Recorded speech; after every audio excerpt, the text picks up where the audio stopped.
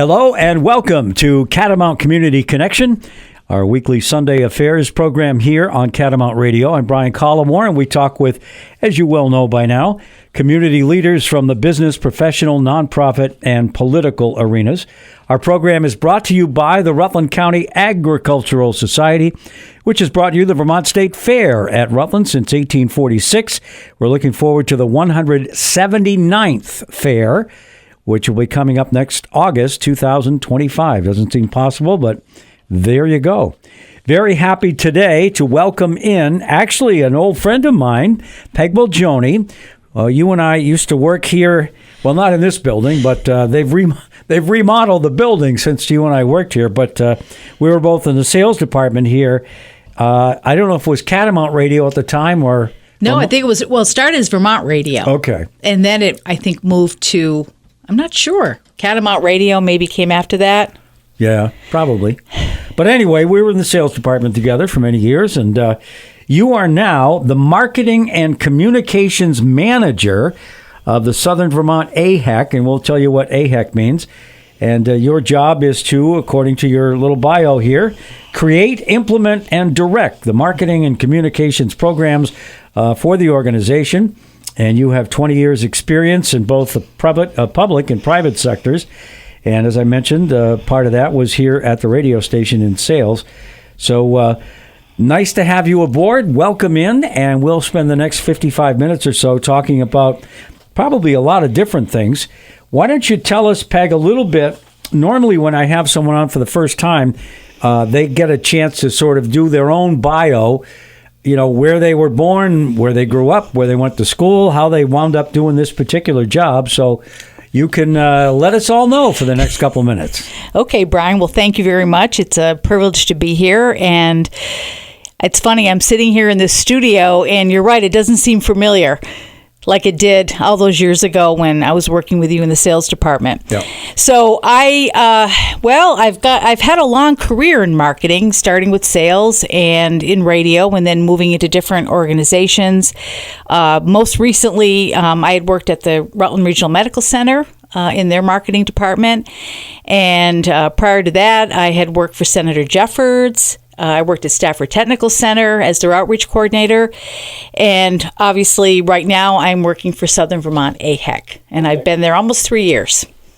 So I remember when you were with a senator, as I remember back, and then the Stafford Technical Center. So you and Lyle Jepson are well acquainted. Oh, yes. I worked for Lyle for about 7 years.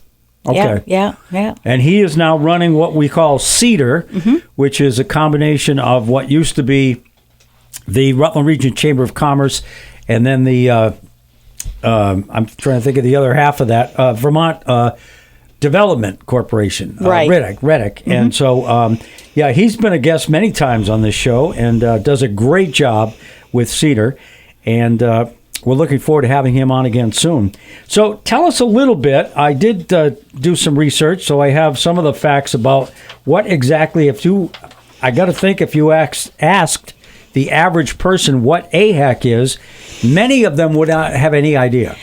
No, you're absolutely right. And we're working on that. We're trying to continuously inform the public about who we are and what we do. AHEC is an acronym for Area Health Education Center. And just some background, it was developed by Congress in 1971 to recruit and retain in health professions, especially in underserved populations. They had realized back then, this was in 1971, that there was a critical shortage of doctors, physicians, nurses, especially in underserved areas of the United States. So they put together this program and to help bring these resources to address local community needs.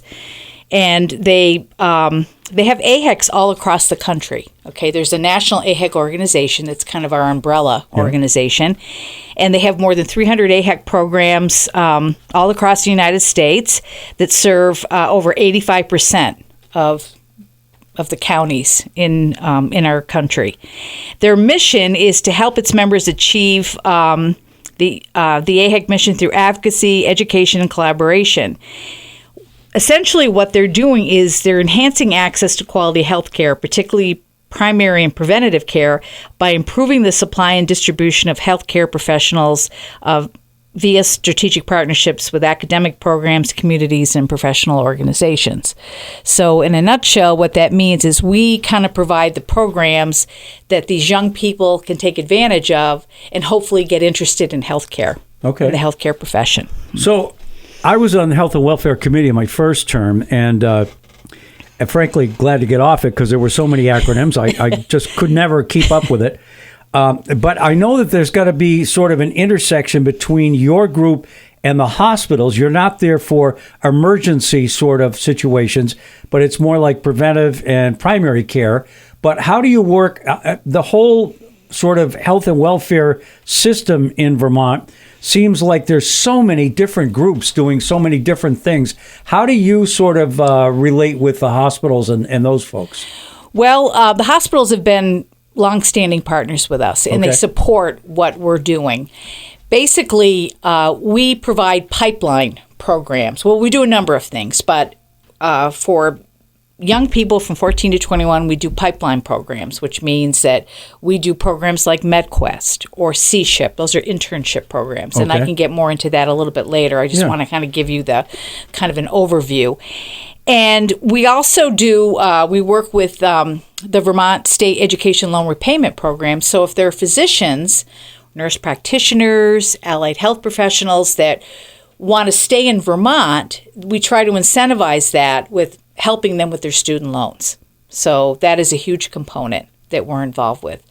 AHECs in Vermont, there's a three-tier group. So we have us, Southern Vermont AHEC, and we cover Addison, Bennington, Rutland, Windsor, and Windham counties. Okay. Then we have our counterparts in Northern Vermont. So anything north of Middlebury, that's what they cover that, especially in the Northeast Kingdom because they're based out of St. Johnsbury. Mm-hmm. Then we're also affiliated with UVM, Larner College of Medicine. Okay, so that's kind of our third part of the tier of the trifecta, and we work together with them, to design these programs across the state that develop a future-ready workforce.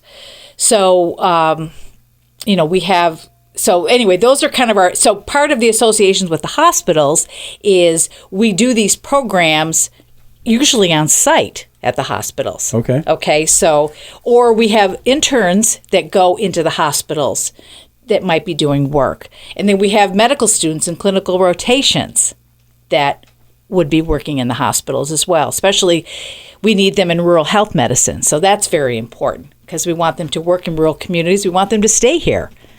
So if I'm a freshman or a sophomore at one of our local high schools, let's just say Rutland, how do they find out about AHEC and how do they sort of get involved with these programs that you run? Well, there's a couple of things. First of all, we have a very robust social media presence. Yeah. But we also have we have a couple of staff members that actually are boots on the ground that go right into the schools. They attend the career health fairs. They go into the classrooms and they do presentations to the students about health careers.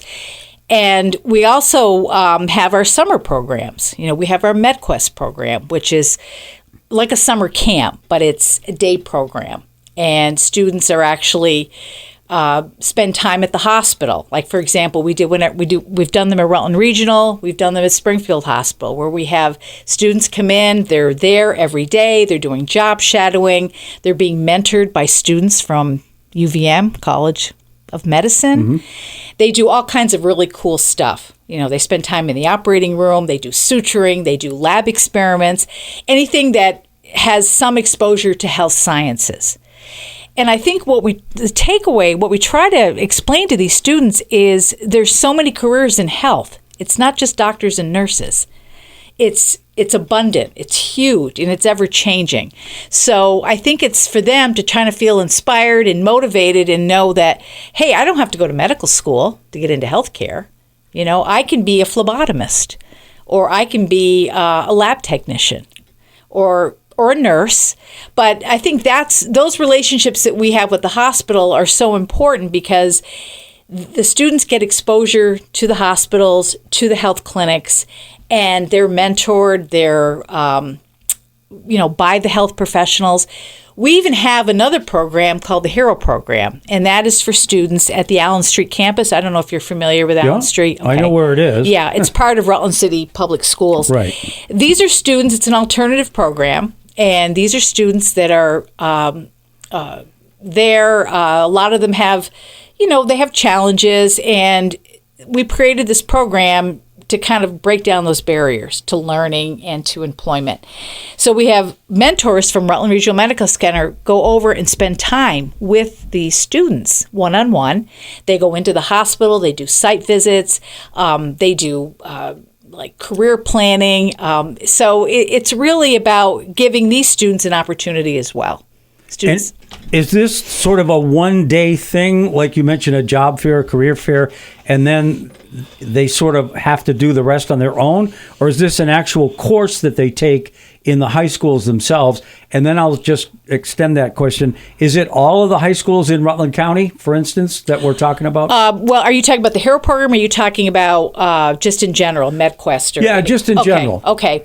Well, as I said, Amanda Richardson is our Director of Health Careers Exploration. So she goes to all of the schools in our catchment area, which I said before is, is it 4 counties? Five. Okay. 5 counties.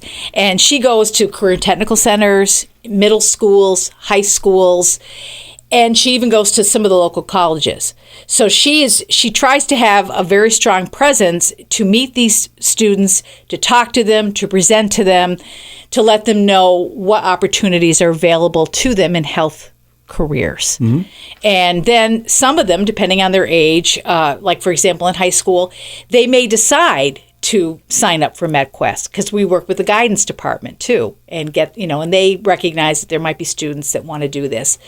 I really want to convey, Brian, is we want to make sure that all kids have opportunities to be in this. Sure. That it's not just a certain sector of students that should be exposed. It should be for everybody, and we do everything we can to make sure if students are interested that we will accommodate them in our programs. So I'm going to liken that when I was back in school, and you're quite a bit younger than I am. Right?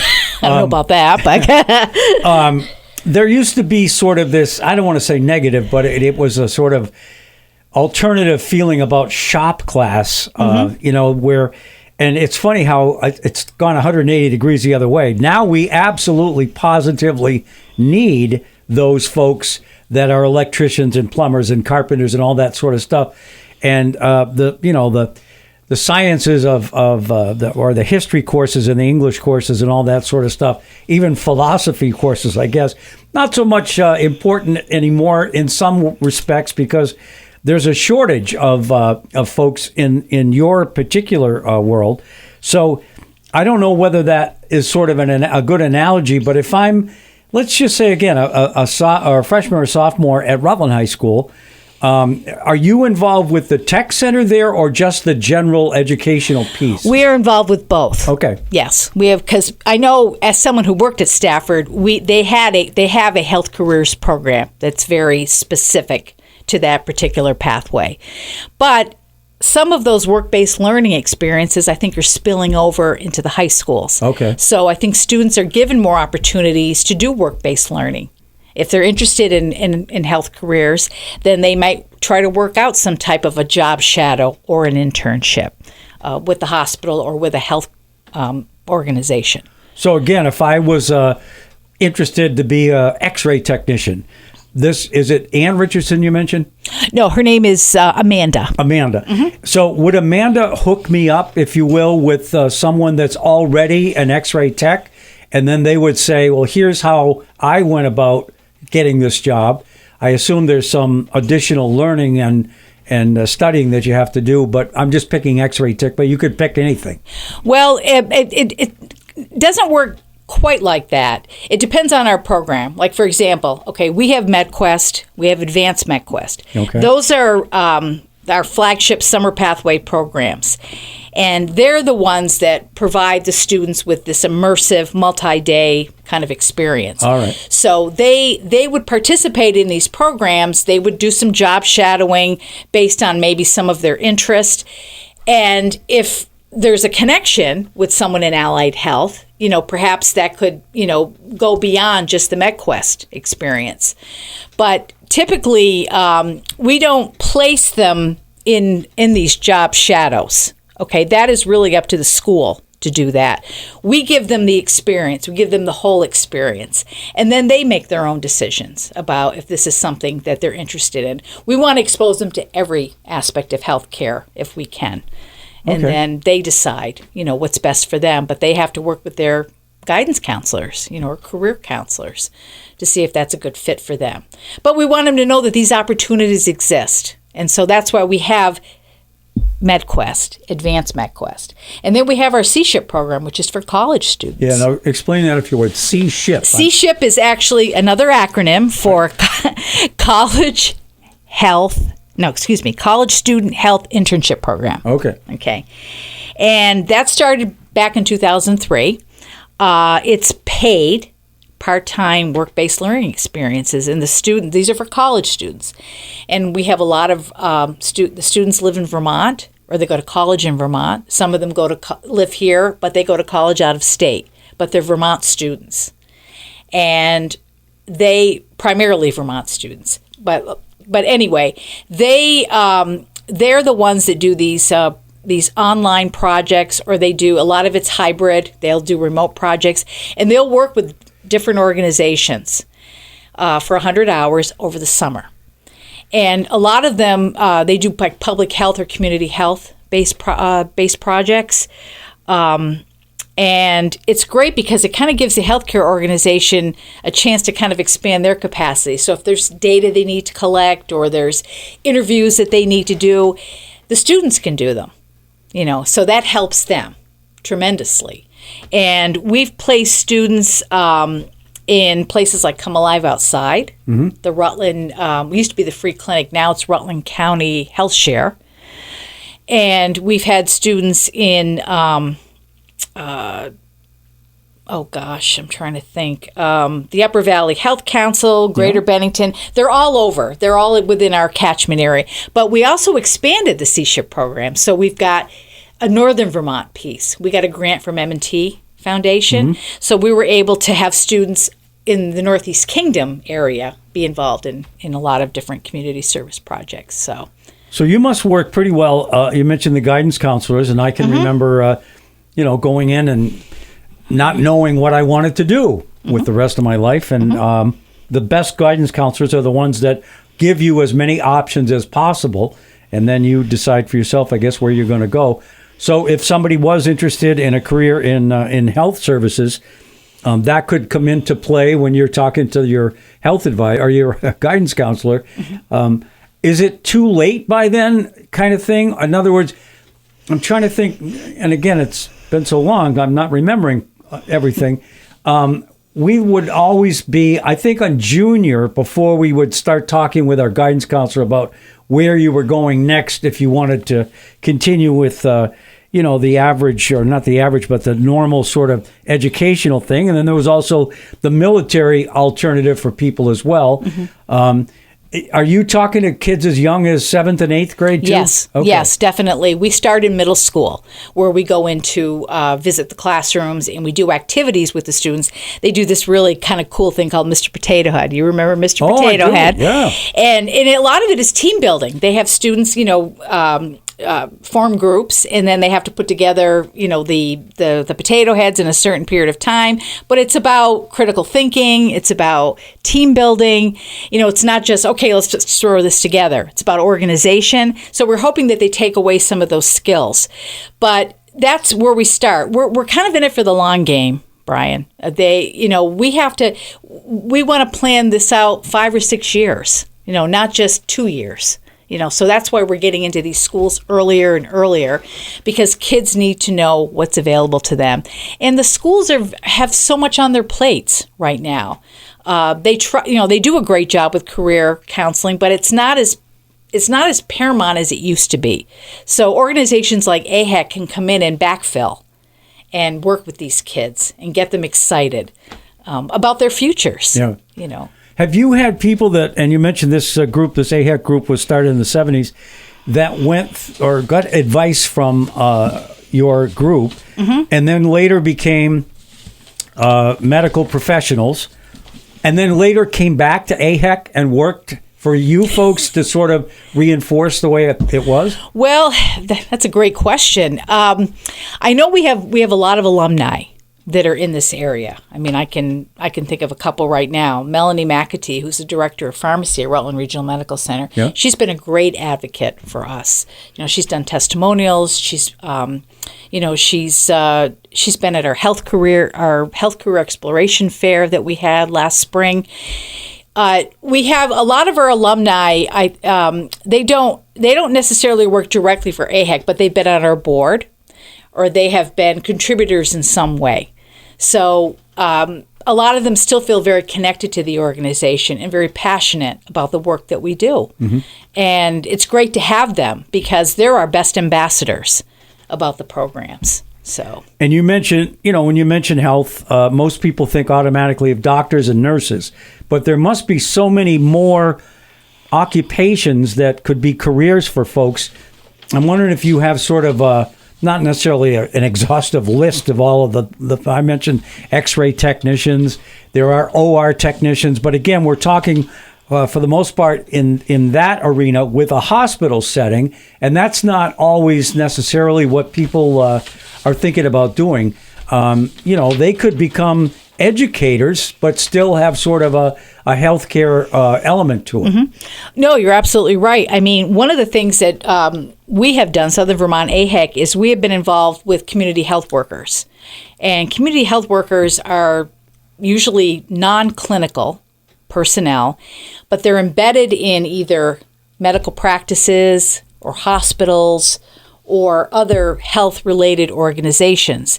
And they work with individuals, particularly people that are underserved, folks that need help navigating the system, that have limited access to resources and social services.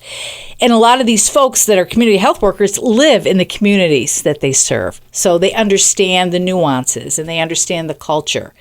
And when we got this huge grant, it was like over $500,000 to basically set up the community health worker system in Vermont. And it's really about, making sure that they're appropriately trained and credentialed and hopefully sustainable going forward. Because there's still so many health disparities in our state, and people are not getting the care or that they need or the access to care. And so these folks are a great conduit, between the medical practices and the community. Okay. So hopefully they have an alliance right now, and they're an essential part of the workforce. And so hopefully going forward, there'll be more community health workers that are cropping up all over the state.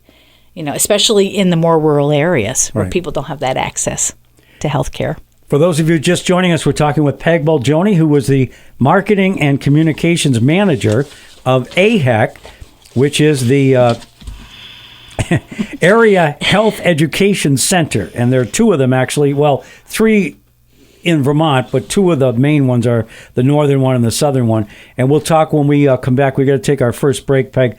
And when we come back, we'll talk a little bit more maybe about the funding, where you guys get funding, how you're structured. Is there a board, and who especially you work closely with in terms of state agencies?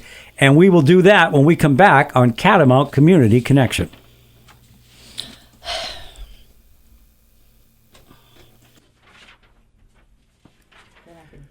Welcome back to Catamount Community Connection, our weekly Sunday public affairs program here on Catamount Radio. I'm Brian Collamore, happy to have you join us again this week. And we are speaking this week with Peg Bolgioni, who is the Marketing and Communications Manager for the Southern Vermont AHEC, which is the Area Health Education Center. I don't know, I should probably have asked you right off the bat, is your job harder than it was selling advertising here at the radio station? Or are there similarities maybe? Well, yeah, there's similar. I mean, you're selling a product that a lot of people don't know about. So again, it's about making them aware, Yeah. Interesting. Oftentimes when I come back into the station and I mentioned that it has been rehabilitated, and that's probably a bad word to use, they took the building down, the original one, and then built another one. So we're in the same footprint as the old building, but it's a lot different than it was back then for sure. Mm-hmm. But I often wonder whether the sales techniques are the same as they were back when you and I were doing this. I have a feeling they're not, because we didn't deal with the internet back there. I mean, there was no such thing as, going online to advertise anything. It was either the newspaper, TV, or radio. Those were the three ways to do it. Right. So I thought I'd ask you that question anyway. So let's talk a little bit about the funding for AHEC. Sure. I understand that you get grants from both the federal government. You mentioned the UVM connection with the Larner College of Medicine. The hospitals in the state also contribute to some degree. And then you have private foundations, but that probably still leaves a hole, and you have to probably raise some more money on your own, right? Well, we do. I mean, we do write a lot of grants, and a lot of our support comes from the federal government, which is HRSA funding, which is Health Resources Service Administration, another acronym. And then, of course, we get funding from UVM and the state of Vermont Department of Health, the individual and community organizations. Civic clubs have supported us, like the local Rotary clubs. Okay. And we have gotten grants from, like, the CDC to help us with our community health workers program, and as well as M&T Foundation to help us shore up our C-SHIP program. So we had Judy Fox on, who was the CEO at the hospital, the Rutland Regional Medical Center, and also Mike Gardner one week from Community Health Care of the Rutland region. And there was a just released report from the Green Mountain Care Board that has created a lot of waves at the level of the hospitals. We have 14 hospitals in the state, and I believe 9 of them, maybe 10, are losing money. There's no easy way to say that. They're losing money. Rutland Regional's in a little bit better situation, but what the Green Mountain Care Board has decided, pending maybe a review and another look at it, and I hope that happens, is they're going to reduce their budget by about $6 million, which will not allow them to do many of the services like kidney dialysis and all that sort of stuff. They wanted to buy a new electronic, what am I trying to say here, with the scanning device that they diagnostic imaging? Yeah, they have one of them, and they wanted to do another one, and yet they still want them to grow somehow, and I don't really understand how that can be. But they almost were punished in a way for overperforming and seeing more patients than they should have. And to me, that doesn't make any sense at all. But anyway, I didn't know whether that affected you, because the hospitals obviously are an integral part of what you do. Well, that's a great question. I'm not really sure at this point, Brian, how the Green Mountain Care Board's decision will affect us in the long term. Yeah. I really don't know. We just want to keep doing what we're doing, and that is, fortifying the health workforce, because that's what's important. And even though, the budgets, they're sort of being, I can't even come up with the right word, but not being held hostage. That's a kind of a strong term, but they're still going to need people to work in these hospitals. Mm-hmm. That's the bottom line. For sure. Yeah. So that's what we're laser focused on. That's our job, is to get these young people inspired and interested and motivated to get into healthcare, because it's a recession-proof job, no matter how you look at it. Especially in the clinical end of it. Yeah. So. And Vermont, it's now tied with Florida, but we're the second oldest state in the country. Maine, I believe, is the oldest, and then Vermont. And interestingly, I think Florida's numbers have come up, and we're tied with Florida because a lot of people from Vermont moved to Florida and made it an older state. You're right. You're right about that. Yeah. For whatever reason. Most of it's weather related, I'm sure. As you get older, the 20 below days are a little bit less attractive, let's say. So anyway, so we have an older community that we need to serve. And with that comes the almost obvious need for health care. It seems like until you're, well into your 50s and 60s and even beyond that, you don't really think that much about health care. It's sort of like you and I both remember when we were 21, we're going to live forever and we don't have to worry about going to the doctor or any of that. Right, exactly. And now we do. So yes. There'll always be a job for people if they want to do it. And I want to mention, too, because this was a really good way that you put it, you work across the healthcare pipeline from high school to actually practicing health professionals. And so they're able to give sort of insight to students coming up, how they got involved with whatever it is they do and where they went to school. If they had to go to school, you mentioned you don't necessarily have to have a college degree to get involved in the healthcare careers. But I think that's sort of a bridge for a lot of this to happen. And I wish a lot of this had been around. I was well out of high school by the 70s, so it didn't affect me. And I'm not sure I would have had a proclivity to get involved with healthcare anyway. It's always been a scary thing for me. I don't like blood. So I couldn't have been a phlebotomist. I know that. I'd be a horrible one. But that's so I'm just trying again to sort of give people an overview of what it is that AHEC does and how necessary this service is. Well, I mean, it goes back to, our core mission is to improve the supply and distribution of healthcare professionals. Okay. And so these partnerships need to be formed with schools, with hospitals, professional organizations, communities, so we can introduce so we can develop these programs, again, exposing these students to these types of careers. That's kind of how it all works, connecting professionals to community, the students to there's a circle. It's like connecting the students, to the programs to the communities to better health care. And that's really what it's all about access and equity, Brian. That's really what it boils down to, is to giving these kids a chance to really explore what they can do. And maybe what they don't think they can do, but they can do it. And there's a huge mentoring component to a lot of our programs. So these students get to work side by side with medical professionals, either in a C-SHIP internship or through the MedQuest program. And we have doctors and nurses, and that's part of we do panels when they come in, like at the hospital, for example.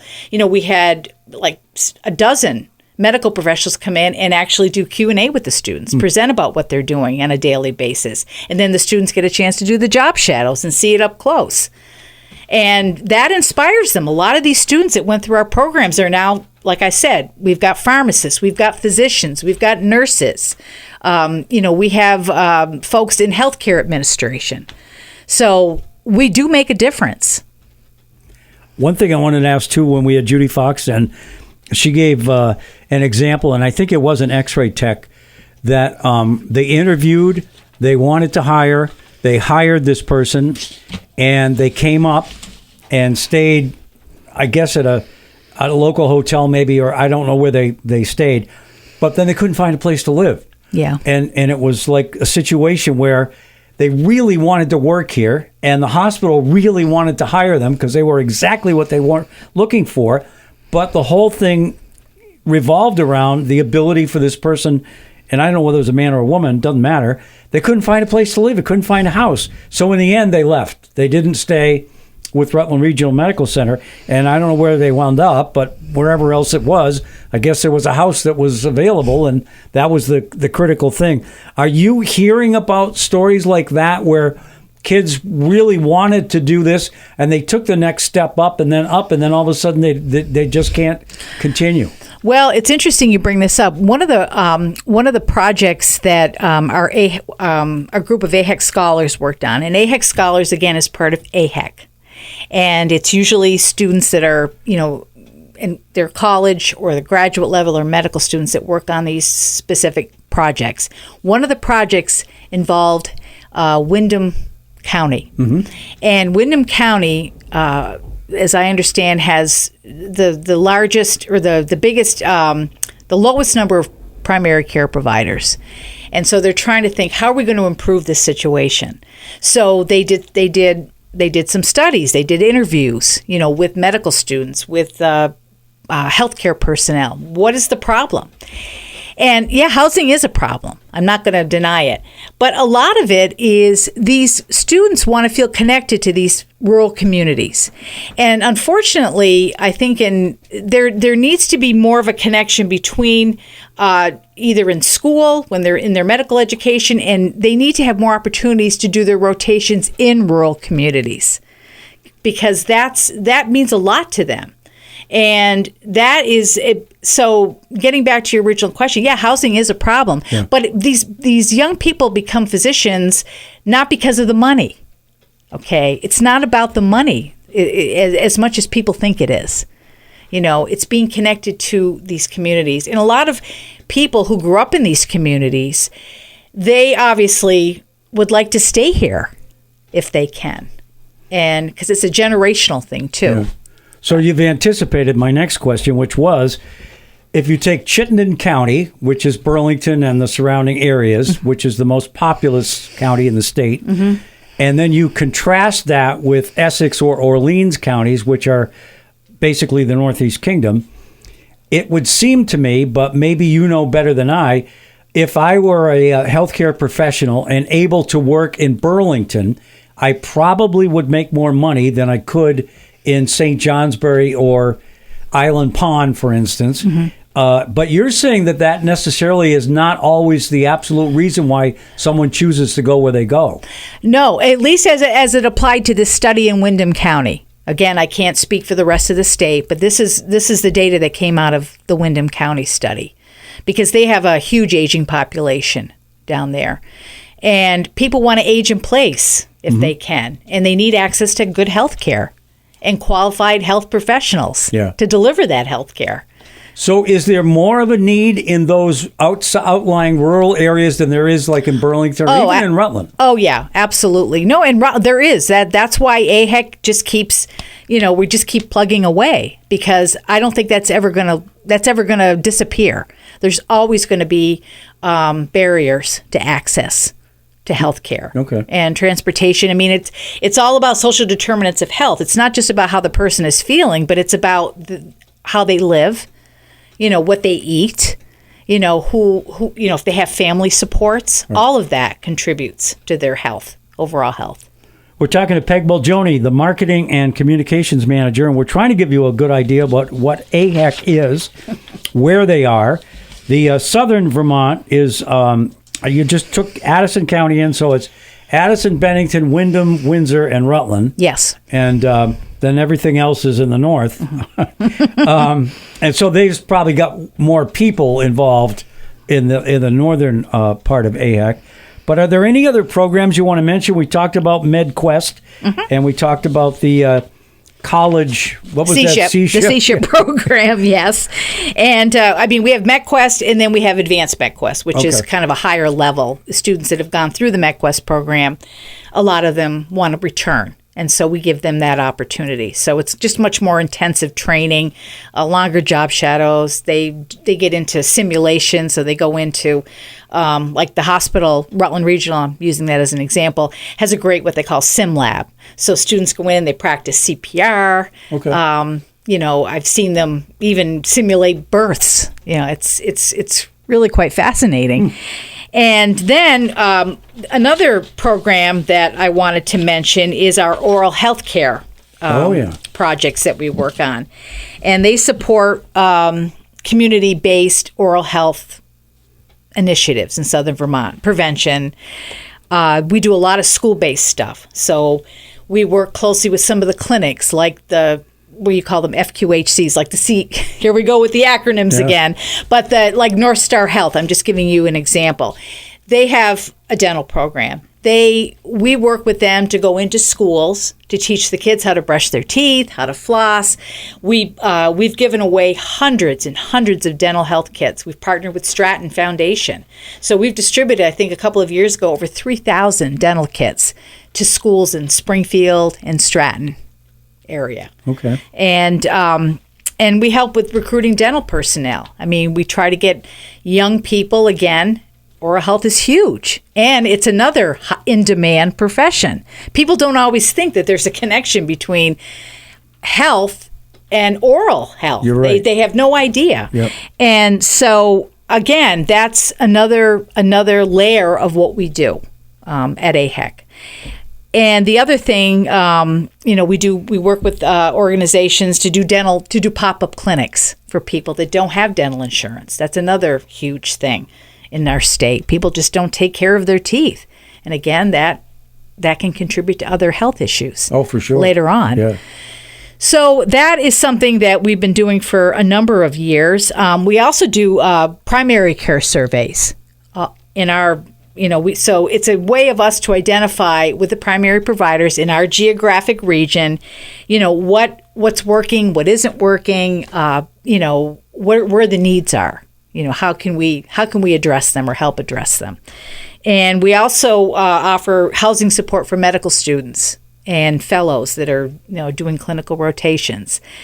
So that's another component of AHEC. That must be an interesting job too, because like we have the situation since COVID with the traveling nurses, and I know there are people that live in the Rutland area that in fact are traveling nurses, and there has to be someone that says, okay, we've got these 3 houses that we can do, but after that, what do we do? So it must be an interesting job to sort of try to find out where the housing could be that you might not think about right away. Well, a lot of these folks the medical students on clinical rotations they're not there for long extended periods of time. They're there for 6 weeks or several months. So we have there's on our website, there's places that they can go, to figure this out, and a lot of it is through the medical school. They're the ones that do a lot of it, but we help when needed. So we try to provide them with some resources. Okay.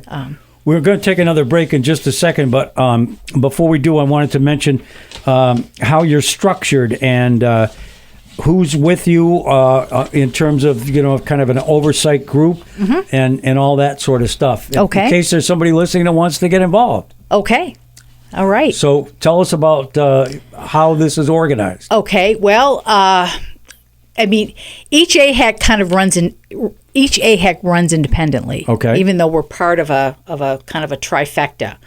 So there's an old expression, and you see one AHEC, you see one AHEC. So all across the country, they're all different. They all have different initiatives or missions or whatever. So the way we're structured, Jennifer Scott she's our executive director, and then there's myself. And then we have Susan White, who does the C-SHIP program. She's in charge of that. Amanda Richardson does our Health Careers Exploration program. She's in the schools, boots on the ground, and she works closely with Carol Knight, who's like her coordinator, her assistant. So they work together. And then we have a finance manager. And then we have this Marty Hammond, who used to actually run AHEC a number of years ago, and she does our oral health initiatives. Interesting. Yeah. So we have a very small band of folks. And then I think Northern AHEC is very similar. We have direct counterparts. And then, of course, we have the Office of Primary Care at UVM, which is they call it Office of Primary Care AHEC office. So Liz Cote she runs that, and she has folks that work with her directly. So that's kind of the schematic of the organizational chart. There you go. Yeah. So. Now, if I'm remembering correctly, Jennifer Scott was at the College of St. Joseph before. Yep. So that's, I think, maybe a good example of someone that didn't necessarily have medical background or medical experience, but could do administrative work and then wound up with you folks. Well, the irony is that none of us have nursing backgrounds or health backgrounds. We all bring different skills to our job. And a lot of it, I think what it comes down to, Brian, is basic salesmanship. Being able to talk to people, to interact with people, to make those connections and get into the schools or get into the colleges and talk about the programs. Mm-hmm. That's really what it's about. Are you folks in a similar situation as many folks in the retail world where you're looking for employees. I see help wanted signs all over the place. And I don't know whether you're in a similar situation or whether you guys are all set. No. AHECs, they operate very differently. So, what our job is to help these organizations, find employees. I mean, not maybe directly, but again, it goes back to the training and the resources and the opportunities. So hopefully, again, we're trying to build that health workforce going forward. All right. Peg Bolgioni is our guest this week on Catamount Community Connection. We'll take our final break, and we'll be right back. We are back on Catamount Community Connection. I'm Brian Collamore, hosting the show every Sunday, and it's brought to you by the Rutland County Agricultural Society, which has brought you the Vermont State Fair at Rutland since 1846. We're already looking forward to the 179th Fair next August in 2025. And our guest today is Peg Bolgioni, who was the Marketing and Communications Manager for the Southern Vermont AHEC. And AHEC, again, is the Area Health Education Center. And we talked a lot about how there are folks who maybe don't know yet that they want to go into healthcare, but they have connections with students as they middle school all the way up, and kind of steering the ship, if you will, and trying to help them make good decisions about their next steps. I know you guys had was it a healthcare expo this past May? Yes, it was May 8th, and it was called, the official title was MedQuest Health Careers Expo. Oh my gosh, another, not an acronym, but. Okay, so how did that go? Where was it, and who showed up? Okay, it was at the Rec Center here in Rutland, and it was very successful. We had over 30 exhibitors from all walks of healthcare, from physical therapy, lab science. We had colleges represented there. We had virtual reality simulations by Tacitly, which is a local organization that works with VR. And we had there was games, there was food, there was all kinds of swag to give away, and it was terrific because we had about 80 people show up, and that was students and parents, and there might have been some community members that came. I think I invited you, but you were in the legislature at that time, so we were hoping maybe another time if we do this again. But again, it's another example of an event that just brings these people together under one roof. And kids, the way we had it set up, kids had to go through every single booth. Okay, it wasn't just picking and choosing. Mm-hmm. They had to go. We wanted them to go through every single booth so they could meet everybody, and they could learn about all of the different career options that were available to them. And we had terrific community support. The hospital was there, of course, community health. We had pharmacy, we had lab, we had diagnostic imaging. People were very creative with their presentations, a lot of hands-on stuff. We had mobile medical units on display outside in the back. So kids got to see, EMT stuff close up, which they absolutely love. We had ambulance. We even tried to get the Dartmouth helicopter, the medevac. Oh, yeah. They couldn't come that day because I think they had to do something else, or the weather was a little precarious, so they couldn't come and land. But that was all, and that was planned. We wanted that to happen too. That would have been fun. But yeah, it was great. I hope we can do it again, next year. So you mentioned another aspect of the careers physical therapy. I hadn't thought about that before. Yep. So we've talked about, the two that sort of rise to the top when you talk about a career in healthcare, doctors and nurses. But then you've got all the folks that are staffed in a hospital setting with sort of labs that, and maybe they only need administrative help, and you don't have to have an extensive medical background for it.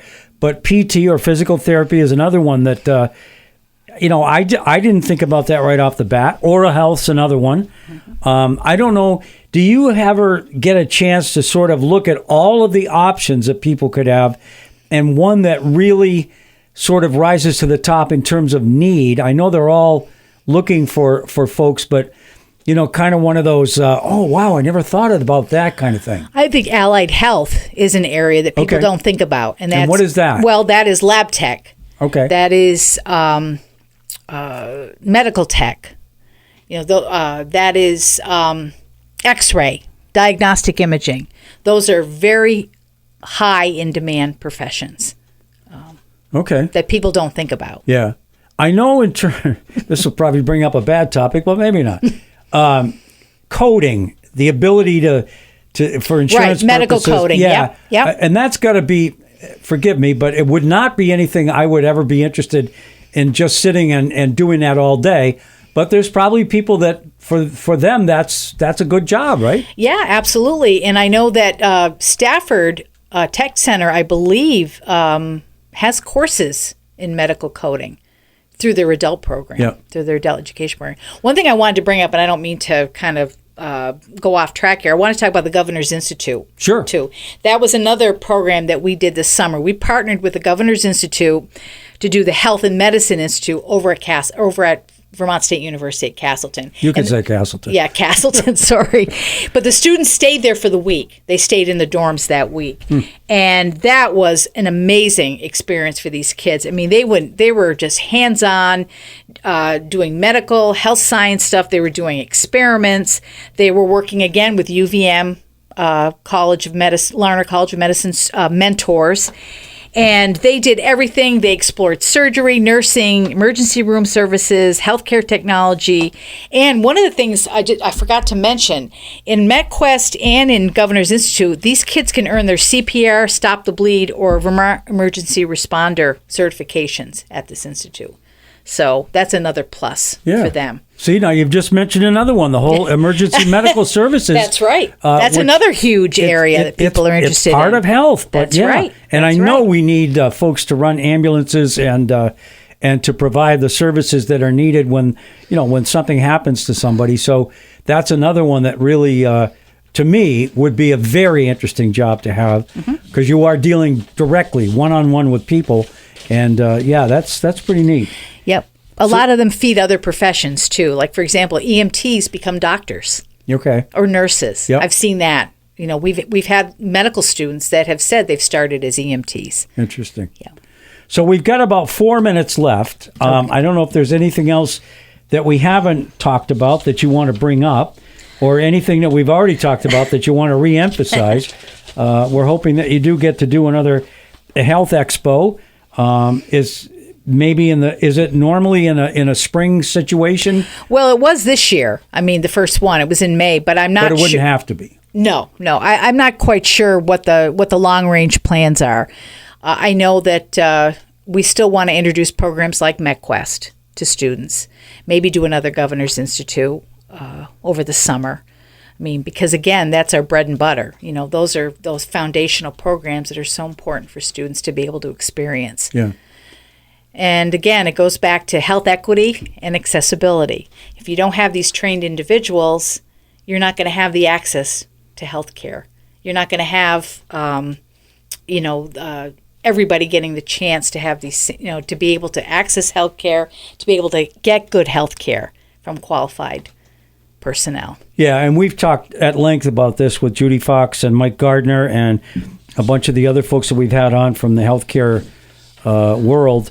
If you don't get the primary or preventative care early enough, what you wind up with is emergency room visits, which are more expensive, and it just sort of cycles over and over and over again. The time to intervene in someone's life in terms of preventing bad outcomes later on is very early. The earlier you can get to people and get them on the right track, and you mentioned diet being so important, physical exercise being a key ingredient as well. People have to sort of take care of themselves, and if they don't have the access or the equity to do that, all it means is you can still take care of it, but it's going to be further down the road and thus more expensive. So this is a really key thing, I think. Oh, absolutely. I agree. You've got to have these talent pipelines in place. You've got to have these educational opportunities, and you've got to promote public health and preventive measures. Because, and if you don't have a diverse, highly qualified healthcare workforce, you're not going to have a healthy population. Right. So in the last minute, if someone is listening and wants to find out more about your programs, what you do, how they might get involved, how would they go about doing that? I assume we didn't have this back when you and I sold radio, but there's a website, I'm sure. Oh, right? Yes, there is. Website is svtahec.org. Okay. And so I encourage you to visit that website. We've got a great video that kind of gives you an overview of AHEC. It's about an 8-minute video that we produced actually not that long ago, maybe 6 or 7 months ago. Okay. Kind of gives you a nice overview of who we are, what we do, what we hope to do. The other thing is we're very active on social media. So Southern Vermont AHEC, just look us up on Facebook, LinkedIn, Instagram, X, formerly Twitter. We all have a presence on all of those platforms. We've done podcasts. It's called Let's Talk. I've done 2 podcasts already. I've got another one, I hope, in the queue that I will release later.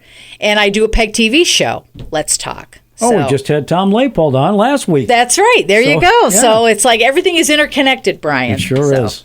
Well, it's a great community, and, Rutland's a very special place, and you and I have been hanging around the block here for quite a while, but that's right. I can't imagine being anywhere else. I agree. I agree. I think we're both here to stay. Yeah, I think after 55 years, I think it's time, I'm going to keep the 05701 address. Yeah, that's right. For sure. Well, thank you so much, Peg. It's been a pleasure talking to you. And Peg Bolgioni from the Southern Vermont AHEC, Marketing and Communications Manager, and we'll hopefully have you back on at some point. Thank you. I'd love to come back. Thank you very much. We'll see all of you next Sunday here on Catamount Community Connection.